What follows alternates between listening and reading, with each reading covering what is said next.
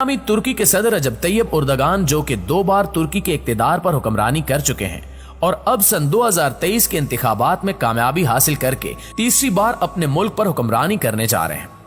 यहाँ ये याद रहे कि सदारती इंतखाबात के लिए इनका 4 लोगों के साथ मुकाबला था, जिसमें से 2 लोग हार कर निकल गए और पीछे बाकी 2 बचे, जिनमें एक रजब तैयब उर्दगान और दूसरे कमाल कलिचदारोग्लू थे। और अब इन दोनों में से किसी एक को सदारती इक्तिदार संभालने के लिए 50% से ज्यादा पॉइंट्स हासिल करने थे, क्योंकि सदर बनने के लिए यह लाजिम था कि सदारती इंतखाबात के लिए किसी एक के पॉइंट्स 50% से ज्यादा होने चाहिए। इंतखाबात के पहले मरहले में तैयब उर्दगान को 5 पॉइंट्स की बर्तरी हासिल थी, जबकि दूसरे मरहले में भी ये 50% से ज्यादा वोट लेने में कामयाब नहीं हो पाए थे। लेकिन तीसरे मरहले में ये एक बड़ी कामयाबी के साथ अपने मद्दे मुकाबिल से आगे निकलने में कामयाब हो गए और कहते हुए काफी खुशी महसूस हो रही है कि अब ये अगले 5 साल के लिए तुर्की के सदर बनने में कामयाब हो चुके हैं। जैसे ही इनकी फतह की खबर पूरी दुनिया में फैली तो अमेरिका और स्वीडन समेत कई यूरोपियन ममालिक सकते में आ गए, क्योंकि इन्होंने वाज़े अल्फाज में ये पेशनगोई कर दी थी कि आखिरी मरहले में तैयब उर्दगान नहीं बल्कि इनके मद्दे मुकाबिल सदर बनेंगे। इनकी फतह पर पूरे मुल्क में जश्न मनाया गया।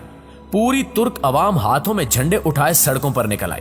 बड़े बड़े काफलों में तैयब उर्दगान के हक में नारेबाजी की गई और मॉस्को और इस्तांबुल समेत कई बड़े शहरों में एक शानदार आतिशबाजी का मुजाहरा भी किया गया। सिर्फ इतना ही नहीं बल्कि रजब तैयब उर्दगान ने तुर्क अवाम के सामने गीत गाकर खुशी का इजहार भी किया।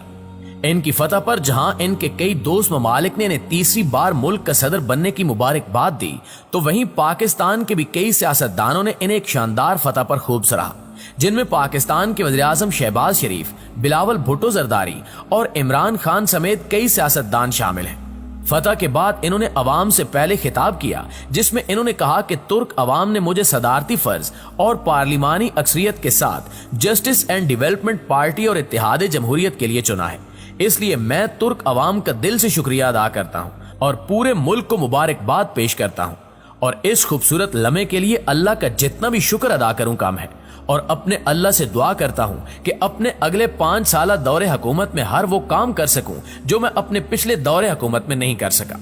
दोस्तों, शायद आप न जानते हो कि तैयब उर्दगान आज से तकरीबन 25-30 साल पहले इस्तांबुल से सियासत में सामने आए थे। ये वो वक्त था जब तुर्की को एक बीमार मुल्क भी कहा जाता था। उस वक्त इस मुल्क के पास किसी किस्म की कोई ताकत मौजूद नहीं थी, जबकि ये तरक्की के मामले में बाकी ममालिक से काफी पीछे था। इन्हीं सब चीजों को देखते हुए उस वक्त तैयब उर्दगान ने मेयर का इंतखाब लड़ा और उस इंतखाब में इन्होंने एक शानदार कामयाबी भी हासिल की। वो इस्तांबुल, जो तैयब उर्दगान के मेयर बनने से पहले गंदगी का ढेर बना हुआ था, इन्होंने देखते ही देखते इस शहर में ऐसे ऐसे काम का हुक्म जारी किया कि वही इस्तांबुल पेरिस और स्विट्जरलैंड की शक्ल इख्तियार कर गया। और उसी के बाद इस मुल्क के लोगों के दिलों में रजब तैयब उर्दगान ऐसे बसे कि आज तक निकल नहीं सके, क्योंकि तुर्की के लोग जान चुके थे कि इस मुल्क को तरक्की की राह पर अगर कोई शख्स चला सकता है तो वो सिर्फ और सिर्फ रजब तैयब उर्दगान ही है। ये कहना गलत नहीं होगा कि अगर तुर्की को तैयब उर्दगान जैसा हुक्मरान न मिलता तो शायद आज तुर्की तरक्की के मामले में सबसे पीछे और गंदगी के मामले में सबसे आगे होता। ये मुल्क आज कर्जों में डूबा होता। इनकी कामयाबी का एक राज ये भी है कि इन्होंने पिछले दौरे हुकूमत में इस बात को साबित किया है कि अगर इस बार भी ये बरसे इक्तिदार आते हैं तो ये तुर्की को मजीद तरक्की की राह पर आगे बढ़ाने के लिए एक कलीदी किरदार अदा कर सकते हैं। चूंकि अब इनकी जदोजहद के सबूत तुर्की अवाम के सामने थे, इसलिए यूरोपियन ममालिक समेत कोई भी इन्हें इस कामयाबी से रोकने में कामयाब ना हो सका। अगर बात की जाए इनके पिछले दौरे हुकूमत में अहम काम सरअंजाम देने की, तो इन्होंने अपने इक्तिदार में पार्लिमानी निजाम को सदारती निजाम में बदलने में एक अहम किरदार अदा किया और जो जो इनके और पूरे तुर्की मुल्क के खिलाफ साजिश रचाते रहे उन सबको कंट्रोल करने और एक अच्छा सबक सिखाने में भी काफी जदोजहद की। इसके अलावा तुर्की के वकला, बड़े बड़े सहाफियों और दरसो तदरीस से शोबे से ताल्लुक रखने वाले लोगों को खूब तरक्की की राह से हमकिनार करवाया। मुल्क में हर वो जरूरी हथियार तैयार करने पर गौर किया जिससे तुर्की एक ताकतवर मुल्क बन सकता था। इसके अलावा प्यूटन के रूस के साथ ताल्लुकात में बेहतरी लाने में भी तैयब उर्दगान ने काफी मेहनत की।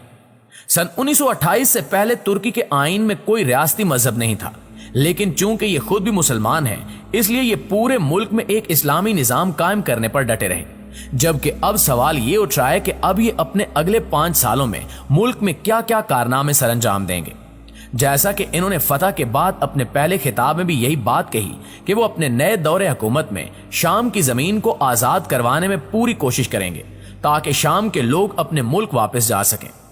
जिस दुश्मन मुल्क दहशतगर्द तंजीमों को इस्तेमाल करके तुर्की को डराने धमकाने की कोशिशें होती रहीं, उनका न सिर्फ डट कर मुकाबला किया जाएगा बल्कि वापस मुंह तोड़ जवाब भी दिया जाएगा। इसके अलावा अब तुर्की की मईशत और जमहूरी निजाम में पहले से भी ज्यादा बेहतरी देखने को मिलेगी। तुर्की के लिए एक जबरदस्त बात यह भी है कि अगले 1 से 2 महीनों में तुर्की से 100 साला मुआहदा भी खत्म होने जा रहा है, जिस वजह से अब तुर्की के सदर खुलकर अपने मुल्क को आगे लेकर चल सकेंगे। और इसी वजह से अमेरिका नहीं चाहता था कि तैयब उर्दगान तुर्की के सदर बने। पहले तुर्की अपने ही मुल्क से पेट्रोल नहीं निकाल सकता था, लेकिन अब 2 से 3 महीने बाद ही तुर्की न सिर्फ अपने मुल्क से पेट्रोल और तेल निकालेगा बल्कि इसे एक बड़े पैमाने पर एक्सपोर्ट भी करेगा, जिससे मुल्क की मईशत में काफी तेजी से बेहतरी आएगी। ये कहना गलत नहीं होगा कि ये अपने पिछले इक्तिदार में जिन जिन चीजों की एक्सपोर्ट का काम नहीं कर सके थे वो इस बार ये जरूर करेंगे, यानी कि इस बार तुर्की से काफी सारी चीजों की एक्सपोर्ट भी देखने को मिलेगी। पहले तुर्की के साले समंदर से कोई भी बहरी जहाज बगैर किसी टैक्स के आ जा सकता था, लेकिन अब तैयब उर्दगान हर आने वाले बहरी जहाज से टैक्स वसूल करेंगे। इनकी मर्जी के बगैर कोई भी जहाज ना तो आगे आ सकेगा और ना ही जा सकेगा। यहाँ एक अच्छी बात यह भी है कि तुर्की के सदर अब अपने मुल्क में खिलाफत उस्मानिया का दौर लाएंगे।